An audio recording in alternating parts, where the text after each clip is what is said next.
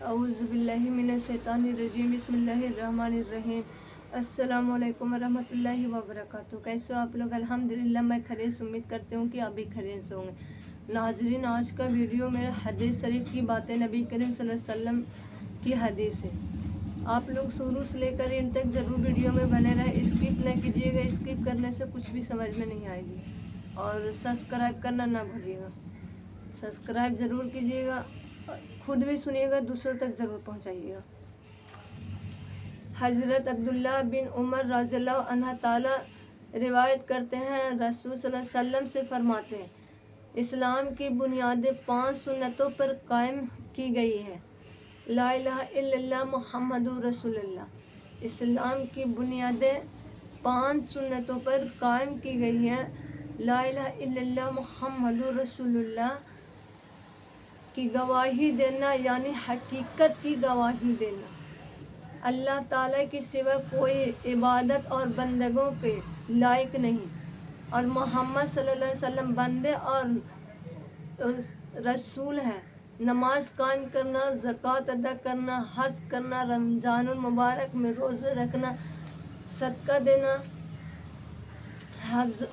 حضرت عبداللہ بن عمر رضی اللہ عنہ تعالیٰ سے روایت ہے کہ رسول صلی اللہ علیہ وسلم سے جبریل علیہ السلام نے جبکہ ایک اجنبی شخص کی شکل میں حاضر ہوئے تھے، اسلام کے بارے میں سوال کیا۔ آپ صلی اللہ علیہ وسلم نے فرمایا، اسلام یہ ہے کہ تم دل و زبان سے اس بات کی شہادت ادا کرو، اللہ تعالیٰ کے سوا کوئی معبود نہیں،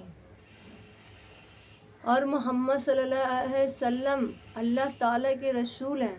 نماز پڑھو، زکوٰۃ ادا کرو، اور رمضان عمرہ کرو، روزے رکھو، جنابت سے پاک ہونے کے لیے غسل کرو، وضو کو پورا، اور رمضان میں روزہ رکھو۔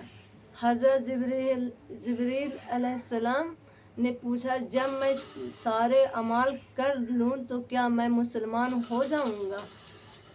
ارشاد فرمایا، ہاں۔ حضرت جبریل علیہ السلام نے عرض کیا، آپ نے سچ فرمایا۔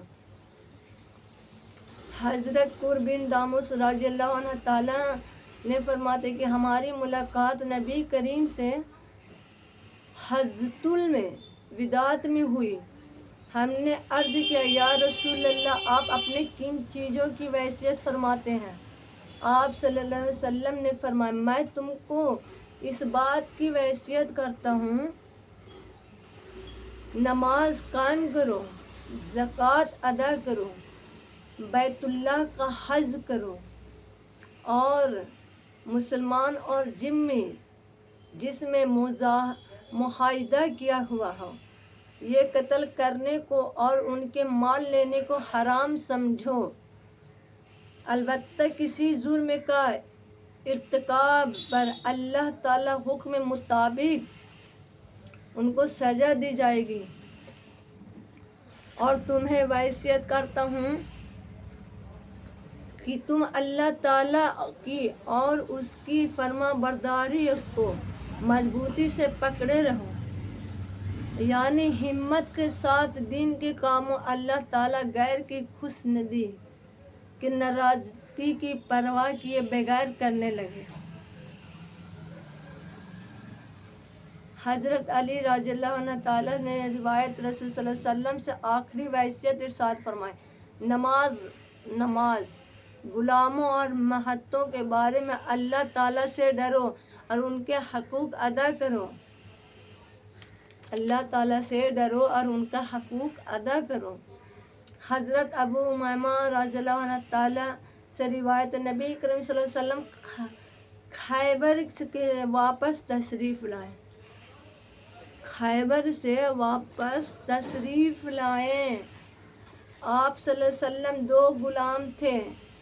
آپ صلی اللہ علیہ وسلم کے ساتھ 2 غلام تھے۔ حضرت علی نے عرض کیا، یا رسول اللہ، ہمیں خدمت کے لیے کوئی خادم دے دیجیے۔ یا رسول اللہ، ہمیں خدمت کے لیے کوئی خادم دے دیجیے۔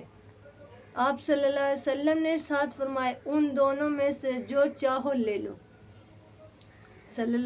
آپ صلی اللہ علیہ وسلم نے فرمایا، ان دونوں میں سے جو چاہے وہ تم لے لو۔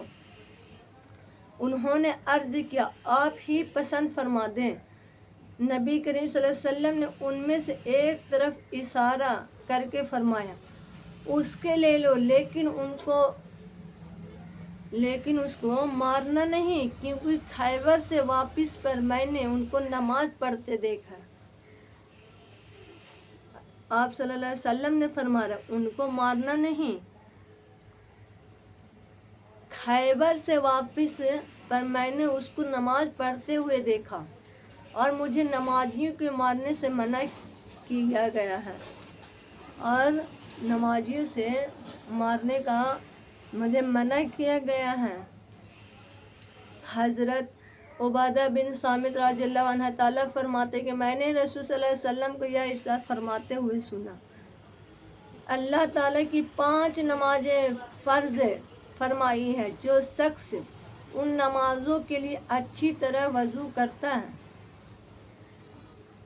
اللہ تعالیٰ کی 5 نمازیں فرمائی گئی ہے، جو شخص ان نمازوں کے لیے اچھی طرح وضو کرتا ہے، ان میں مستحب وقت سے ادا کرتا ہے، سجدہ ایمان کے ساتھ کرتا ہے، خشوع سے پڑھتا ہے، تو اللہ تعالیٰ کی وعدہ ہے کہ اس کی ضرورت مغفرت فرمائیں گے، اور جو شخص ان نمازوں کو وقت پر ادا نہیں کرتا، نہیں خشوع سے پڑھتا ہے، اس سے مغفرت کا کوئی وعدہ نہیں، چاہے مغفرت فرمائے چاہے عذاب دے۔